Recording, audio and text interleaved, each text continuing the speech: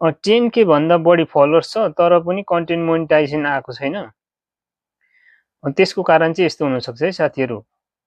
धेरैले सोच्छन् 10K followers भएपछि कन्टेन्ट मोनिटाइजेसन अटोमेटिकली आउँछ।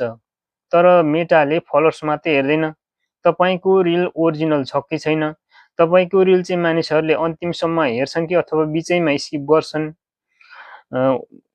इङ्गेजमेन्ट कस्तो छ, तपाईँको अकाउन्टमा पोलिसी इस्यु छ कि छैन, तपाईँ मोनिटाइजेसनको लागि इलिजिबल हुनुहुन्छ कि हुनुहुन्न भन्ने पनि हेर्दछ। त्यही भएर 10K भन्दा बढी फलोअर्स हुँदैमा कन्टेन्ट मोनिटाइजेसन आइहाल्छ भन्ने हुँदैन साथीहरू।